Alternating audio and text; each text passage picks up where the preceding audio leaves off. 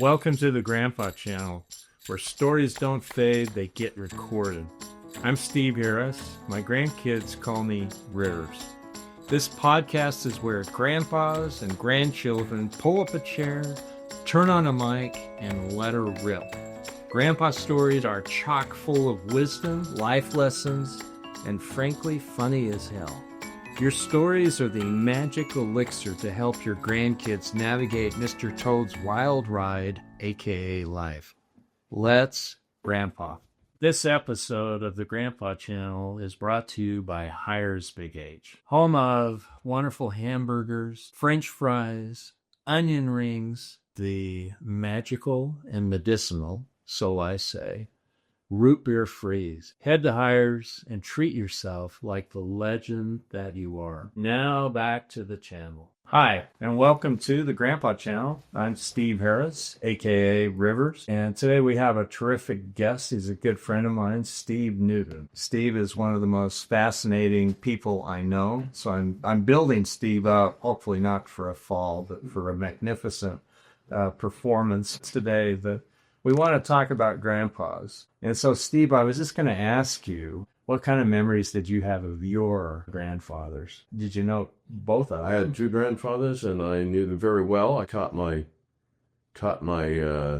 grandpa, one of my grandpas, how to golf. No way. When he was 70, Uh-huh. we gave him golf clubs at 70, and I took him out and showed him how to golf. He had a terrible swing. You know, at 86, he had some kind of heart attack and was staying at our house, and trying to make sure that he was okay. And my little brother, not understanding the seriousness of the problem, came in and said, "Grandpa, let's go golfing." Every day he would take a 7-iron and a putter and one golf ball and go golf, and he shot par. No. I was a better golfer than him for about 2 weeks. Did his swing improve? His spinning was fabulous by the time he had. I mean, he would go all the way around like this. The first, but he would golf every day. So what was he like? He taught me how to swim. He was a swimmer. He would swim 4 or 5 times a week. And when President Kennedy had his 50-mile, he started a 50-mile swim. And my grandfather was one of the first people to actually finish that. Wow. 50-mile swim. He served in World War I, was gassed. Was he in France? Or Yes. The Ardennes? Yeah. Did he talk much about it? He didn't. He didn't talk about it at all. I mean, that was the stupidity on my part of not getting. I've inherited his journal. Mm-hmm. And he kept a fabulous journal of his time and, what he thought he was getting into and his trip over there on the ship, and how, he thought he was getting a suite, and it ends up, he's in the very bottom with 6 guys in a tiny little room, and that's fabulous stuff. Because he wrote it down, and just don't do that anymore. Oh, he don't. When did he die? Let's see, probably around 86. He was 88 when he died, and that would have been about 1980. 80, 78, 89, something like that. So That's pretty cool. Your other grandpa? My other grandpa was, didn't have the same, wasn't a lawyer in any profession. He worked on the railroad. He was a funny guy. He was a fun grandpa. Spoiled his grandkids rotten. Just loved the heck out of us. And Chris cut lawn. Cut his lawn every Saturday. All the grandkids would fight to go cut his lawn because he would overpay us. And it'd take us out. We did a cheeseburger, and we'd go to Grand Central and get a little Living the high life. Yeah. And I just have such wonderful memories of my dad's dad. Did they like to spend time with their grandkids? Did they seek out their grandkids? Yeah, especially my dad's dad. They just lived for us, and I was the oldest of his grandkids, so I was spoiled. Now, tell me about your dad. I happen to know a little bit about Steve's dad, just from talking with Steve and a few other things, and he was a remarkable man. I'd like you to tell me a little bit about him, and then tell me what he did, maybe what he didn't do as a grandpa. I mean, I don't think we have any perfect grandpas out there. But anyway, he was a really remarkable man. Tell us a little bit about it. Well, he grew up, and the Depression was really tough on his family. My grandpa was in the railroad. Depression came. He loses his job. My grandma got a job, but it was really tough. And they had family move into the house so that they could keep their house. And fortunately, they were able to keep their house and not lose it. But they really struggled, and Dad was a very sickly little kid. They were through the Depression. My dad said he lived on canned tomatoes. And you think, oh, that's not good for your brain, but my dad is one of the smartest people I've ever known. But maybe canned tomatoes is a better brain food than we understand. I don't know. But he was a smart little kid, ends up #1 in the nation on the MCAT. And I asked him one time, I said, I didn't know this until 2 years ago. Until he was 98 that he had, that he'd done so well on the MCAT. I said, well, how did you do that? He said, a big part of the test was the Battle of Blenheim. And I'd read a book on it. He had almost a photographic memory. So he aced it because I'd never heard the Battle of Blenheim. 1700 and 1704, I think, and critical in European history, but it was over the Spanish succession. It was called the Spanish Succession War that Spain didn't fight in. And go figure. Yeah, it fought in Germany. Yeah. And it involved all of the European powers struggling and fighting, and probably inspired George Washington's watch out for entangling alliances. But he had read a book on it, and he had absorbed it all, and he already knew it. And it's this complicated political interaction that he had nailed down. Was he the sort of guy that if you met him, you go, ooh, this guy is really, really bright, almost kind of nose in the air? And long. Yeah. And because he was really socially skilled. He would always want to know about you. So he was always talking about you. And if you happen to ask him any question about anything, he would have the answer. But did he use that with his grandchildren? Did he focus on them? Did he use that kind of curiosity? Oh, yeah. Yeah, no, he knew what all the grandchildren were doing. My children and, 6 kids, but he knew what they were all doing. Just amazing. And being able to keep up on, making calls to... And this is grandchild. This is when he's 100. That is amazing. It's almost like I think a lot of people, and some have to, but some people just check out. But it sounds like your dad was the opposite of checking out. He was checking in. He said, well, I'm going to sell my house. It's where you're living in a fabulous neighborhood and everybody knows someone in this house. I mean, this is where the family gathers. He says, no, sell a house, can move into an assisted living place, independent living. Great idea, but Dad, whatever you want, well, that's what we'll do. So we did. And he moved into an assisted living. This is brilliant. Because pretty soon he knew everybody and had a lovely kind of hotel lobby and a dining room. It was everybody thought, well, that's Grandpa's hotel. So, and he didn't want the big suite. He wanted just a little studio. And I thought, Dad, he took the money that he saved by living in a little studio, and then he would buy everybody lunch at the restaurant. They said he had more guests and more people that ate the restaurant with him than anybody else. That's so cool. Was he like the mayor of this independent living? Yes, what if it came like that? Because he knew everybody. And every time I'd walk in, he would introduce me to everybody. Really? And he would have something wonderful to say about everybody that he introduced. And so he said, I've forgotten most of my old neighbors, but because there's only so much brain space. But he really taught me a lesson about, boy, that's how you want to go. Lifting everybody around you by probably half of his brain power and still smarter than everybody. Where did his love of people and curiosity come from? Was it something he was born with, or was something that was inculcated in him by your grandparents? I mean, where do you think all that came from? My grandmother particularly was really smart. That's where the brains came from.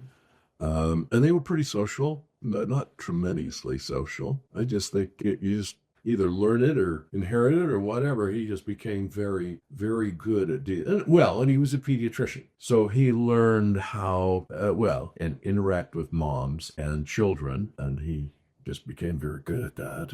And so that's the Skittles that way. You mentioned to me, is it you or was it your father did on Thanksgiving Day was that you that brought in people for painting and art? Yes, that was my dad. And So tell us about that. well, every Thanksgiving, they'd gather up all of the family that could come. And then Thanksgiving Eve, there was a sleepover. And the sleepover was all the grandkids. He would prepare a canvas for everybody and real oil paints. And they would do oil painting on this Thanksgiving sleepover. Is that a great memory for your kids? Oh, absolutely. Absolutely. They loved it. Everybody loved it. All the grandkids loved it. They had a great time. They came back with a little baby oil painting from the next day. And so he just, Yeah, he's going to say, Yeah. how old was he when he took it up? Probably 80. But he took up oil painting, and he did a lot of paintings. He did 2 portraits of my grandparents, his parents, that were incredibly good. He would treasure those. We had those. And a portrait is a very hard thing to do. You can always do a landscape or people that Right. you don't recognize. But if it's a portrait, it actually looks like the people that you're painting. Just incredibly good. I mean, your dad sounds like he's almost too good to be true, but he's true. And he is. I mean, he must have been incredible, but did he have any kind of quirks or anything that took him out of being translatable? Well, his greatest regret was that he didn't spend more time with our family, because he was a pediatrician doing house calls. He was the last doc to give up house calls. I mean, I went on house calls with him, driving out to Holiday, which was out in the middle of nowhere, out past the Cottonwood Mall. And, we went in there and the child had scarlet fever or something. I mean, he was a dedicated pediatrician, and that took up a lot of time. But I said, Dad, you took off every Thursday afternoon, and every Thursday afternoon, we as a family, our kids, we just love Thursday afternoon because it's our time with Dad, and we'd always go do something. So I think one of the issues you have is everybody's situation is different. Some people can retire early. Some retire late. My father-in-law retired early, 62. He was an incredible grandpa, but I was surprised in later life finding out that, well, he just wasn't that much as a father, because he was a major general and he was in the CIA. So his real job was CIA, but his part-time job was he was the head of the reserve in 9 states. And so, he didn't, then he held church callings, and I mean, he was busy man. But when he retired, he was the greatest grandpa ever. What would he do? Well, he was just there. He was just there. He was at our house 2 or 3 times a week. And he wasn't the funny kind of grandpa, but he was there, and he was a powerful kind of influence, and we all adored him. And he built our house, I mean, in the sense that we bought a house that the contractor lost his job, and he lost his contractor's license for the crappy job hit. And he and I learned how to do construction and plumbing and stuff like that from him, even though he didn't have that kind of a basic background, but he just learned it. And then I learned it from him. He learned plumbing and electrical, and I learned drywall. So I knew drywall. The best built part of our home is the shed. You like that? Yeah. Incredibly well built. 220 power, Was he the kind of guy that he was big company, or was he pretty quiet while you were with him? Oh, he was great company. Was he? Yeah. And he had stories, and he grew up in the Depression, and he struggled through the Depression. You can imagine, he had World War II stories that we didn't hear much. We'd drag a little out. His stories are amazing. What theater was he in? Pacific or the European? he had been a missionary in Germany in the late 30s. Wow. He was there during Kristallnacht. He had pictures that he took of Hitler driving by. So he was there as it was all beginning to happen. Said there's going to be a war in the, well, you got in the ROTC. Yeah. Said some can be an officer. But he knew German. So he ends up coming out of ROTC and headed to Europe. And they put him in charge of prisoner interrogation, and that's he went from second lieutenant to lieutenant colonel. And again, the Polish government, out of power, gave him the highest award that Poland can give to a non-Polish person. Because in interrogating the prisoners, he was interrogating only Poles that had been captured. Interrogated, and he found they hated the Germans. Yeah, of course. But they had been fighting. And he said, let's separate out these Poles and let's start a Polish army from the Polish prisoners and then turn them against them. And so this was kind of his baby, and he built this thing up. He got these Polish prisoners and turned them into an army. That's an incredible story. You would never know that, I suppose, looking at him, right? No, he was quiet. I mean, he was CIA. He was quiet. And if he told you anything, you have to kill you. He was in London and woke up one morning and there was an unexploded bomb in the front yard. He could have been killed. Just had amazing experiences and survived it and did amazing things. Would give it a chance. How did he interact with your kids? Well, he was there. He was there, and he was just, he was very smart, had lots of stories. Kids just loved him. He was just there and had something to say and something to do and loved them unconditionally, which I think is a grandpa's chief job, is to love their grandkids unconditionally. And then, he was somebody to be proud of. Yeah. Do your kids, do they know how remarkable your dad and your wife? I mean, they get it. Not when they were kids. No, not when they had no idea. But now, they've got their own kids and they have the big picture of the world. Wow.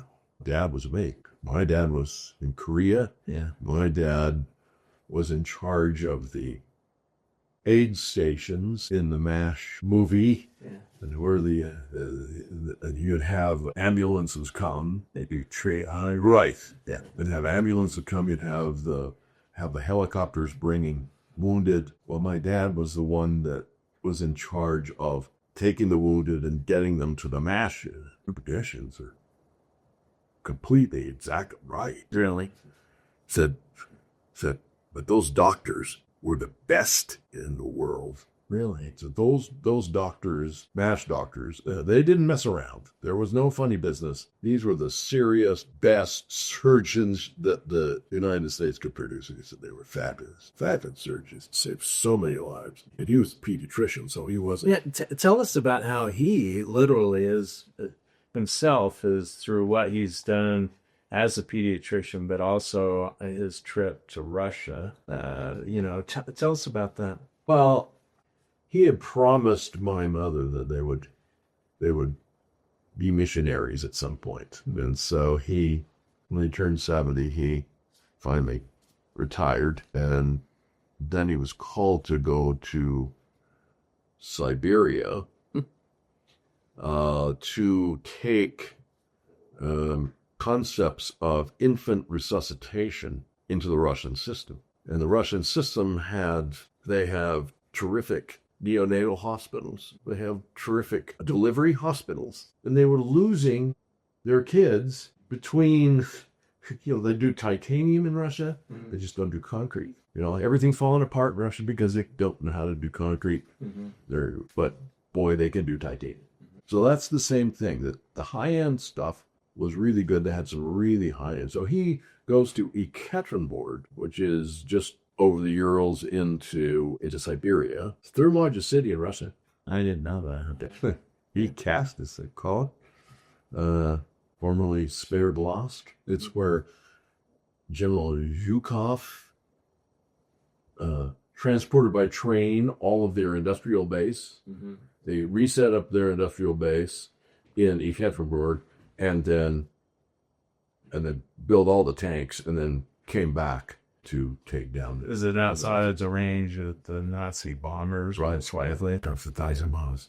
I mean, it's a long ways away. It's like a long hours away from Moscow. But drew many people, and they went there, and he taught infant resuscitation in the medical school there. And they were so impressed with the system that he taught that they adopted this infant resuscitation as a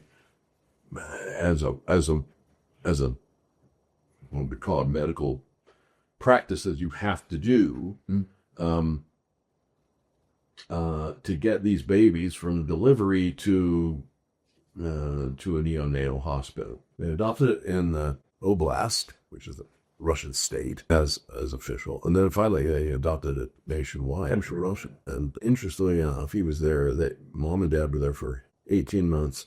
By the time they left, they had taught English, and so I taught in the medical school, so I knew the entire high-end medical community. They taught English to the mayor, the fire chief, and the police chief, and so they knew most of the political folks. And then they had their church people, and after 18 months, they knew 10 times the number of Russians that the average Russian knows. Oh. Because the average Russian doesn't, you survive in Russia by keeping your head down, and you have a few people close it, but you can't trust anybody else. And that's how they've survived for 70 years of bad government. And they knew everybody. They knew so many people. They had to just a factor of stuff. Did they speak Russian at all? My dad learned Russian.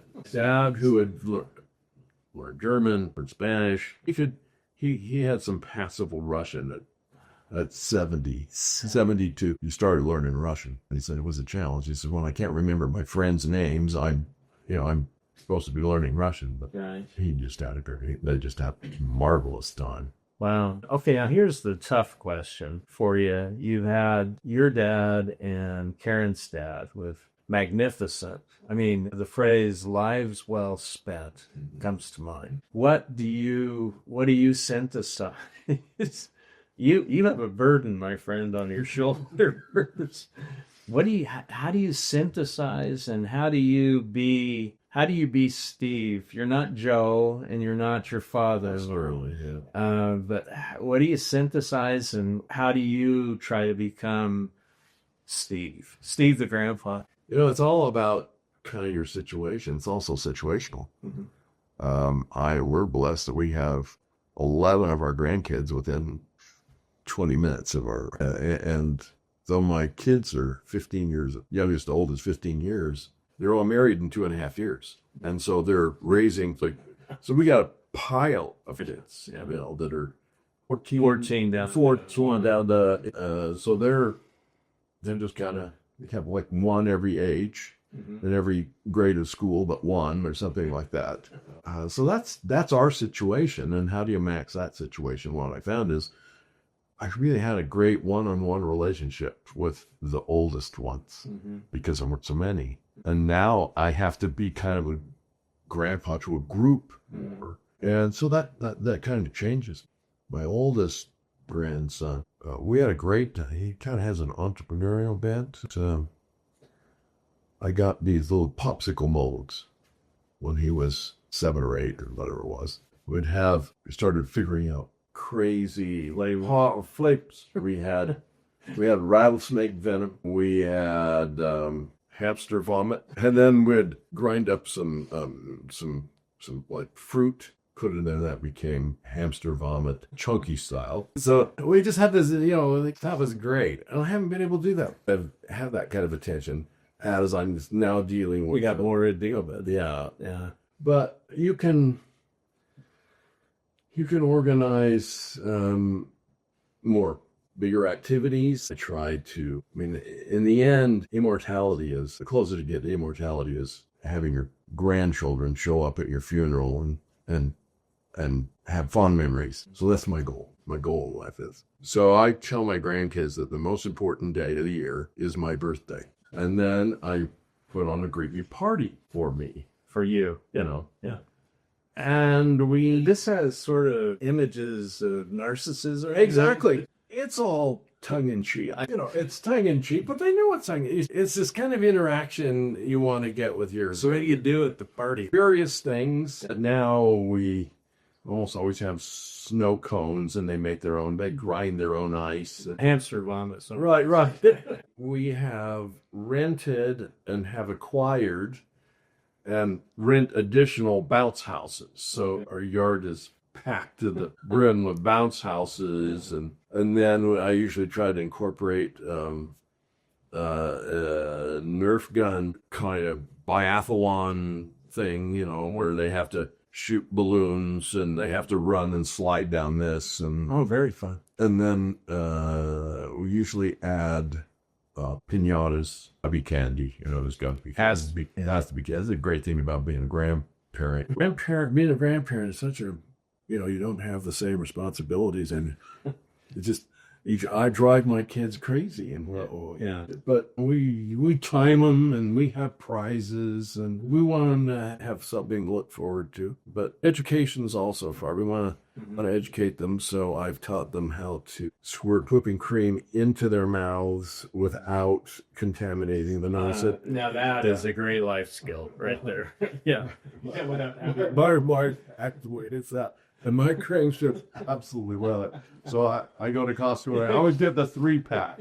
The 3-pack of spray whipping cream. You test. We have a great time with our grandchildren. Oh, no, that's a lovely life skill. So those are life skills that are important for them to learn. I think the most important thing is just find out ways to have fun. A grandpa that'll play with you builds self-worth like you can't believe. Okay? Grandpa loves me, Grandpa loves me enough that he will play with me. He will interact with me. Yeah.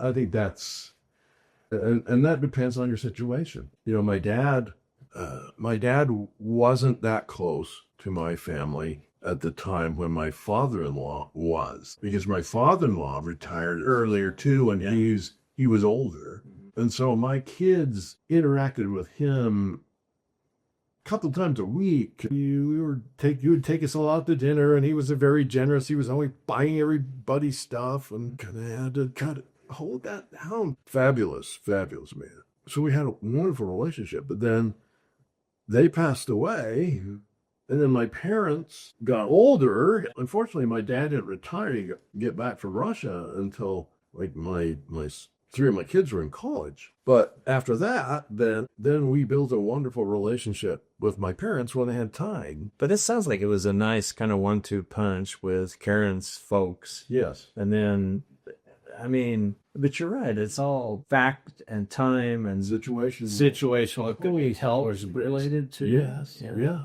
My dad had terrific health. My littlest brother, 12 years younger than I am, my dad had a tremendous relationship with his kids, and he had a bunch of boys, and my dad taught him tennis and taught him skiing and all kinds. So a much tighter relationship with them than that he had with my kids, because my kids were a function of time. Okay, I've got a question for you. Thinking about that, there's some grandpas out there that say, you know what, I've screwed up. I played too much golf. I've watched too many ball games on TV. I haven't been as great a grandpa as I need to be. I am, let's pick an age, 72. What advice would you give to somebody who's kind of saying, I have regrets, but you don't want to let those regrets just, kind of keep you from going? What kind of advice would you have for grandpas that way?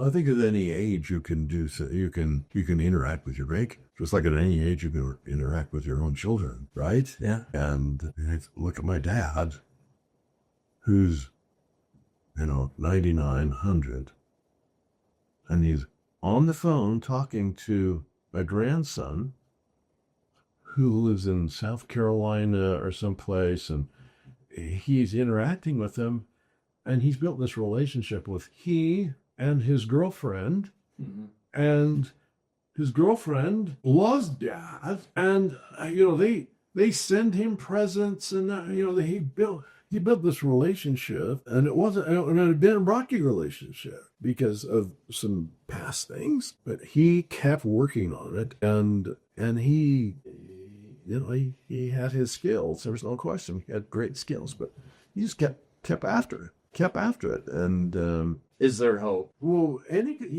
my father-in-law, he was essentially an absent dad, but he was an incredible. That's very interesting. Yeah. And I think it's function. If you're trying to build something and you're trying to make something of yourself, and you're trying to pay the bills, and you're busy, that means that your time is, you only got so much time. The biggest problem is energy. You ask me what's my kryptonite, and I think my kryptonite is I'm getting slow and lazy. I wouldn't know about that. You're right, though. So, But do you find that you get kind of energized when you get out of that slow, and then I do something, there's something magical that happens when I do something that I know I should be doing with my grandchildren. It's like I get a shot of something, right. And it really energizes me. Yeah. Right. One of your visions is inspiring me. You're talking about stories. But my grandkids aren't at the age where they care much about stories. For the story, they want a Harry Potter kind of story. Yeah. But as they get older, they're going to be more interested in that. I think even if you haven't connected with your grandkids when they were little, I think you got a great chance to connect with your grandkids with your stories. And I think it doesn't matter what the stories are. The crazier, the better. Yeah. The more interesting, the better. My own theory is if you look like a doofus, I have plenty of doofus moments in my life, but if I tell a story where I don't come across as, it makes me vulnerable, but I've got all these funny stories of, this is what I did, I shouldn't have done, or I couldn't believe I did this. I had to, kind of maneuver out of this situation. And to me, stories need to have some sort of moral to it. If it's being told by a grandpa, you don't have to say the moral of this story is, but you can let him kind of figure it out. Sometimes the moral of the story is grandpa was once like you, and he turned out okay, and grandpa loves you, and will continue to love you. I just think that we have this ability to be this powerful lack influence, and depending on what our energy levels are, our health levels. And I just think that these stories, have just incredible impact. And so I want to learn how to tell better stories. I want to help teach grandpas how to dig stories out of their lives. And it's not that you're trying to do stand-up comedy, because, with your phone, you can do, hey, I just had an interesting experience that came to my mind. But I just think this is a great place, and you can take inspiration from other grandpas. And my attitude with the Grandpa Channel, it's like Winston Churchill. Somebody came up to him and said, Clement Attlee is a very modest man. And to which Churchill is reported to have said, yes, he is a very modest man, but he has much to be modest about. And I feel like I have much to be modest about as a grandpa. I don't have all the answers. And just talking to you, go, man, I could do this, or I could do something. And you tailor it, to who you are and what your family is, and where they are. Exactly. And that's the thing I have a problem with sometimes. I think they're a little adults, and anyway. So if you had to sum up, this is maybe a final question for you. What do you think? Give me a couple of your strengths as a grandpa. Well, I think I have the strength that most grandmas have, and I love my grandkids, and I don't have the same responsibilities to sending the wrong message when I'm on their side by spoiling them. I think you can be free to spoil them. So that's the big advantage that you have. And I think if you realize that, and you realize that your grandkids are going to be interested in you as they get older, or your history and your stories and what you avoid. I think just loving them and what would you call it? Reaching your grandchildren, where they are. Wherever they are, whatever, know their interests, know what they're doing, and then interact at that level. And I find teasing is not mean teasing, not fun teasing. Fun teasing. Trying to make it fun. It really works well with the younger kids. They seem to love it. They seem to like the interaction because they know that Grandpa loves them and spends the time to know what's going on and make jokes about them and make life fun and interact. Take advantage of that if you can. Everybody has their own challenges. You're able to retire early, and you have them available. That'd be a fly to get there. They have special needs or special things that you've got to be really familiar. But that goes back to what you're saying. If you got to really know them. One thing that strikes me, just the final thing, and I think your stories of your grandparents really, you realize, and you're making me realize that I am the fountainhead of knowledge for their great grandfathers. And I think that I would want to have one of my strengths be that I would teach them to love their ancestors by stories, not just, and by name. And maybe even if you're in a position to travel, for instance, which nobody has to push or twist my arm to travel to Denmark. But if I were there, I'd want to combine that into a heritage thing where I know where one of my third great grandfather is buried in a mass grave where he was an inmate in a Danish prison, and he was buried in this mass grave, ruins of the temple, or not a temple, the castle, Nyborg, Denmark. And to me, if I could, I just want to light my grandkids on fire. Not literally, mind you, but, just get them thinking about that they're here, we're here, you're here, I'm here because of great, wonderful men, And so I think that sort of excites me. And in a small way, it's like trying to turn the hearts of the grandfathers to the grandchildren and the grandchildren to the grandfathers. That's right. And I think one of the side benefits is your children will really appreciate, they might say, oh man, he's spoiling a run, but they'll really appreciate you and me telling them, how cool their grandparents were and what wonderful heritage they had. So it's occurred to me, you challenged me to think of stories, realized this is the one I need to tell my grandkids. They're old enough to understand this. Yes. My grandmother, her father was killed in a horse and buggy accident. My grandmother's father was killed in a horse and buggy accident. So she grew up without a father. She lived to travel the world by jet, and she lived to see the moon landing. Think of that. Maybe that gives them perspective. That's the story that I can tell my grandkids. Yeah, I'm going to tell them all that. Well, we'll have you come back on and see how successful. When I tried to give stories, sometimes I tried to give an Easter message, I told you a little bit, and it was a miserable failure because I didn't consider the audience, and there are a bunch of things that happened. But, I keep thinking that I want to up level. I want to be I just want to be a better grandpa. And I'd like to thank you, Steve, for coming and helping, giving me some great ideas and talking about things that we grandpas need to think about. And we don't need to necessarily spend so much time improving our handicap or, doing this or doing that, but focus on the things that really matter. So thank you very much. You're welcome. I'd be happy to share my recipe for hamster bun up house. Sign me up. That's a great name, bro. Well, that's it for today's episode of the Grandpa Channel. Leave a review, share it with a friend, or better yet, tell your favorite grandpa. We're on a mission to gather 1 million grandpas, storytellers, wisdom keepers, and lovable wild cards. Until next time, keep the mic hot, the memories fresh, and the jokes just slightly inappropriate. I'm out of here.